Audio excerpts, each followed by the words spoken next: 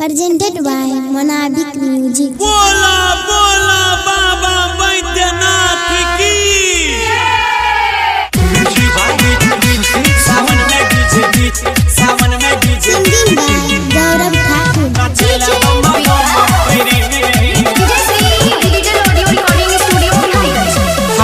सावन में डीजे धमकई छै रे रे रे नाचला बम बम करे देखी बाबा सन करे। सावन में डीजे धमकई छै रे रे रे नाचला बम बम करे देखी बाबा सन करे। रे बात नहीं मानई पिके गांजा पानी देखे कांवर से जला एकर छला कई रे रे रे रे। सावन में डीजे धमकई छै रे रे रे नाचला बम बम करे देखी भोला सन करे। सावन में डीजे नाचला बम बम करे।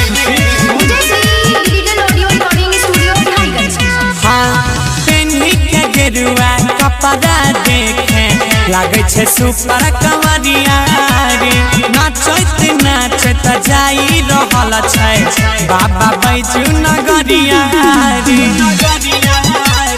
हे रही भैया पेन्ही के गेरुआ कपड़ा देखे लागे छे सुपर कवरिया रे नाचत नाचत चल देला कोई देखे बाबा भोला दुआरिया रे। बोले बम बोले मस्ती में सभे डोले देखे चिलम से धुआं के नगम कई रे रे रे रे।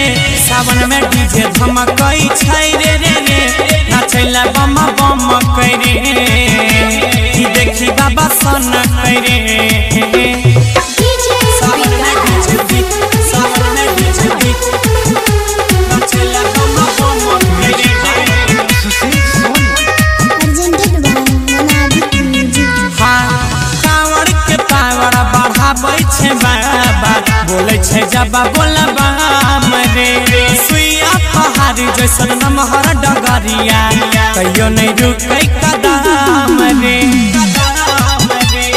बोलो बोले बाम कांवर के पावर बढ़ाबै भोले दखनी बोले छै जब बोले बाम रे। सगरे बजे गौरविया जय के गाना रुकै नहीं के करो कदम रे। किसनी भैया साथे लेने कावड़ा हाथे गुड्डू अंकित विकास संगे ठुमकई रे रे रे रे। सावन में डीजे धमकई छै रे रे रे नाचला बम बम करे कि बाबा देखी सन कई रे।